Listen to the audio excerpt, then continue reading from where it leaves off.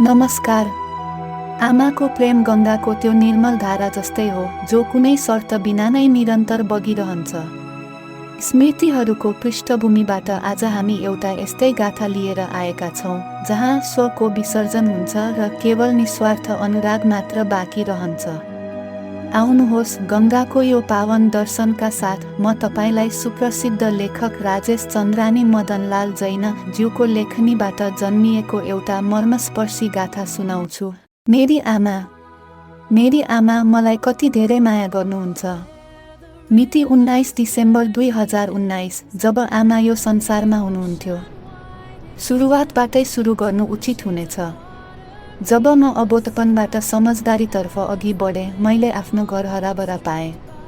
त्यो भरिभराउ परिवारको बीचमा मलाई आमाको सामिप्य र उहाँको दुलार सबैभन्दा प्रिय लाग्थ्यो। घरमै दाजुभाइ दिदी बहिनी पनि थिए र मेरी आमाले छोराछोरी परिवार समाज र धर्मको जिम्मेवारीलाई अपेक्षित सन्तुलनका साथ निभाउनु पर्ने हुन्थ्यो। यी सबैका बीच उहाँसँग आफ्नो लागि धेरै कम समय हुन्थ्यो। म अलि ठुलो भएपछि महसुस गरेँ कि उहाँ अरू सबैको तुलनामा धेरै सरल र शान्त चित्तको हुनुहुन्थ्यो। मैले उहाँलाई कहिल्यै रिसाएको वा झर्को मानेको देखिनँ। सायद त्यस समयमा यो हरेक आमा र गृहिणीको सहज विशेषता हुन्थ्यो। समय बित्दै जाँदा जब मेरो बुझाइ अझ स्पष्ट भयो मैले उहाँमा एउटा यस्तो विशेषता देखेँ जुन मैले नातागोतामा अरू कसैमा देखिनँ। त्यो थियो उहाँको निशर्त जीवनशैली।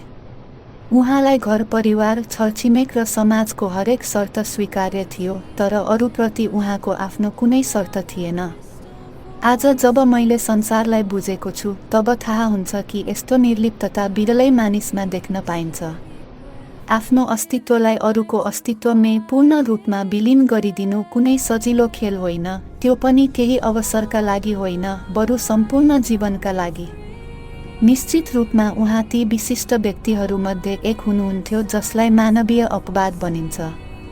उहाँको यो अखण्ड सरलता र निशर्त जीवनमा मैले कहिलेकाहीँ केही सुखद अपवादका क्षणहरू पनि देखेको थिएँ जुन विशेष गरी उहाँको माइती बसाइको समयमा हुन्थ्यो। ललितपुर उहाँको माइती हो। उहाँको बुबा र ठुलो दाइको साथ उहाँको 8 वर्षको उमेरसम्म मात्र रहेको थियो। त्यसपछि नानीजी र आमाको जीवनयापन हाम्रो मौसाजीको परिवारसँग भयो। बाल्यकालमा जब हामी त्यहाँ नानी मौसा र मौसीजीलाई भेट्थ्यौँ तब थाहा हुन्थ्यो कि आमाभित्र यी संस्कारहरू कहाँबाट आए। ललितपुरमा हुँदा आमाको स्वर र व्यवहारमा एउटा अधिकारबोध प्रकट हुन्थ्यो। त्यहाँ आज पनि हाम्रा मौसेरा भाइ र दिदी बहिनीहरूको परिवार बस्छन् जो परिस्थितिमा साधारण भए तापनि विचारमा अत्यन्त महान छन्। उहाँहरूले आमालाई सधैँ हृदयदेखि आदर र माया दिनुभयो। मलाई यो देखेर खुसी लाग्थ्यो कि आमाको जीवनमा आफ्नो लागि जुन थोरै धेरै शर्त वा इच्छाहरू थिए ती ललितपुरका ती गल्लीहरू र आफ्नाहरूका बीचमा पुरा भइरहे। म पुनः आफू र आमाको चर्चामा फर्किन्छु। धार्मिक संस्कारमा हुर्किएका कारण आमाको हामी चारै दाजुभाइ दिदी बहिनीबाट यो अपेक्षा रहन्थ्यो कि हामी पाठशाला गएर धर्मलाई बुझौँ र पाठ कण्ठ गरौँ। मेरा दाजुभाइ दिदी बहिनी यो कसीमा खरो उत्रिए तर मेरो रुचि पढ्नमा कम थियो।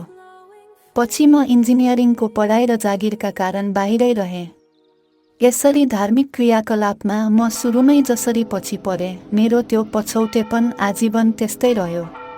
5 वर्ष अघि बुबाको छहारी हामीबाट हटेपछि आमा निरन्तर कमजोर हुँदै जानुभयो। उहाँ विगत 2 वर्षदेखि जोर्नीको समस्याका कारण ओछ्यानमै हुनुहुन्छ। सानो भाइको परिवारले उहाँको यथोचित सेवा शुश्रूषा गरिरहेको छ।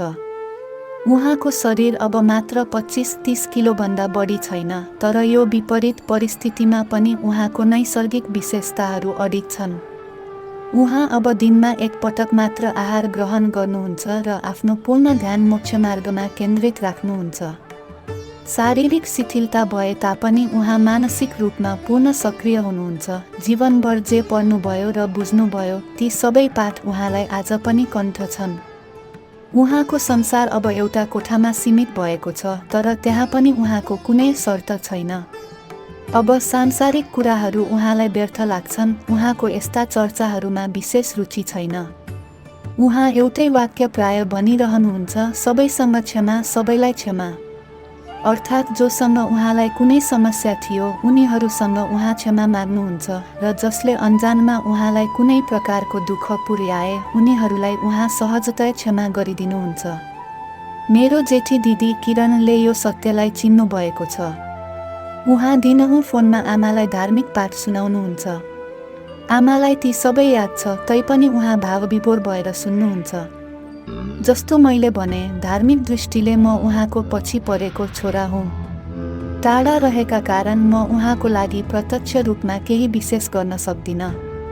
करिब 2 महिना अघि मनमा विचार आयो कि यदि मैले पनि उहाँलाई धार्मिक पाठ सुनाएँ भने उहाँको खुसी बढ्नेछ। त्यसबेलादेखि प्रत्येक बिदाको दिन म 1 घण्टा उहाँलाई फोनमा धार्मिक पाठ सुनाउँछु।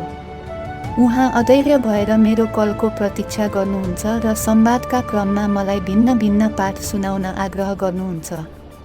विगत 2 हप्तादेखि उहाँ मबाट भक्तामर स्तोत्र सुन्ने इच्छा व्यक्त गरिरहनु भएको छ। यो स्तोत्रको 48 संस्कृत श्लोकको शुद्ध उच्चारण मेरो लागि एउटा कठिन चुनौती हो।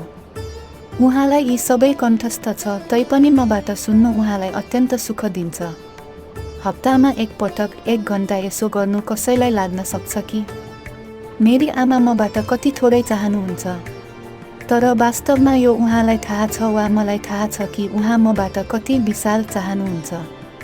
साँचो त यो हो कि मेरी आमा मबाट मेरो सद्गतिका लागि मोक्ष मार्गमा चल्ने अपेक्षा राख्नुहुन्छ र यो मार्गमा चल्नु कति विशाल कार्य हो र यसको सिद्धि कति कठिन छ यो ज्ञानीहरूलाई मात्र थाहा छ। उहाँको जीवनमा एउटा अद्भुत सङ्गम देखिन्छ। लौकिक दृष्टिले उहाँको जीवन यो पंक्तिलाई चरितार्थ गर्दछ। आफ्ना लागि बाँचे त के बाँचे, तिमी बाँच्छौ ए दिल जमानाका लागि। तर यसैको समानान्तर उहाँभित्र स्वहितको महान भावनाको प्रवाह पनि विद्यमान रह्यो ताकि उहाँ जन्म मरणको बन्धनबाट मुक्त हुन सक्नुहोस्। उहाँले हामीलाई र पछि मेरा दुवै छोरीहरूलाई पनि बाल्यकालदेखि नै सदाचारको शिक्षा दिनुभयो। उहाँको छहारीमा दुवै बुहारीहरूको व्यक्तित्व पनि निखारियो। उहाँ आफ्ना सबै नाति नातिनाहरूको प्रेरणाको स्रोत हुनुहुन्थ्यो। उहाँ सधैँ भन्नुहुन्छ, नराम्रो कुराको चर्चा गर्दा पनि नराम्रोको प्रसार हुन्छ। त्यसैले नराम्रोको उल्लेख नगरी केवल राम्रो कुरा गर्दा मात्र नराम्रोलाई मेटाउन सकिन्छ। यसै सन्दर्भमा मेरो जेठी दिदी किरण आमाको स्वभावलाई सम्झँदै भावपूर्ण शब्दमा भन्नुहुन्छ, आमा पर अर्थात् अरूको पञ्चायतबाट सधैँ टाढा रहनुभयो र हामीलाई पनि यही सिकाउनुभयो कि तेरो मेरोमा केही राखिएको छैन। यही सिकाइ हाम्रा लागि त्यो बहुमूल्य पुँजी हो जसले गर्दा हामीले समाजमा आदर पाउँछौँ। हामी जोड्नमा विश्वास राख्छौँ र कहिले कसैको बीचमा वैमनस्यको कारण बन्दैनौँ। आमाले हामीलाई लौकिक शिक्षाका साथ धार्मिक संस्कार यसै कारण दिनुभयो ताकि हामी आफ्नो आत्माको कल्याण गरी जन्म मरणको दुःखबाट मुक्त हुन सकौँ। हामी अत्यन्त सौभाग्यशाली छौँ कि हामीले उहाँको साथ पायौँ। हामी सधैँ उहाँको उपकारको ऋणी रहनेछौँ। मिति 26 अप्रिल 2022। उहाँलाई आफ्ना छोराछोरीबाट भौतिक रूपमा केही चाहिएको थिएन। वे केवल चाहनुहुन्थ्यो कि हामी धार्मिक अभिरुचि राखौँ र सत्यको ज्ञान प्राप्त गरौँ। उहाँको यो मोह तीर्थङ्करहरूको त्यो करुणा जस्तै थियो जसले समस्त जीवहरूको कल्याणको प्रेरणा दिन्छ। 26 अप्रिल 2020मा आमाको महाप्रयाणपछि कोरोनाको कठिन समय थियो। मन्दिरहरू बन्द थिए। त्यसबेलादेखि हामी दाजुभाइ दिदीबहिनी र परिवारले व्हाट्सएप कलका माध्यमबाट दिनहुँ 1 घण्टा सामूहिक धार्मिक पाठको परम्परा बनाएका छौँ, जुन आज पनि जारी छ। हामी आत्मकल्याण गर्न सक्छौँ वा सक्दैनौँ यो हाम्रा कर्महरूमा निर्भर गर्दछ। तर यो 1 घण्टाको पाठ हामी आफ्नो मुक्तिको सट्टा आमाको त्यो अन्तिम भावनालाई समर्पित गर्दछौँ जुन उहाँले हाम्रा लागि सङ्घाल्नु भएको थियो। यो क्रमको निरन्तरता मेरो जेठी दिदी किरण, कान्छी बहिनी शोभा र मेरो श्रीमती रचनाद्वारा सुनिश्चित गरिन्छ। आज आमाका स्मृतिहरूलाई नमन गर्दै म आज थपिएका यी पंक्तिहरूसँगै यो प्रस्तुतिलाई पुनः साझा गर्दैछु।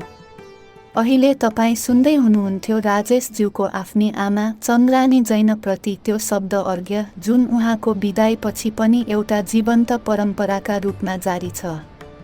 आमाको त्यो अधिकारबोध र अन्तिम समयमा आफ्ना छोराछोरीका लागि मोक्षमार्गको त्यो पवित्र अभिलाषा हामीलाई यो सोच्न बाध्य बनाउँछ कि आमाबाबुको सच्चा प्रेम हाम्रो आत्माको उन्नतिमा नै निहित छ।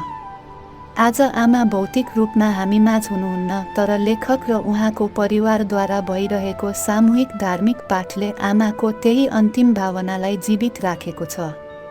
वास्तवमा नराम्रोको चर्चा नगरी राम्रोलाई रोज्नु नै आमाप्रति सच्चा श्रद्धाञ्जली हो।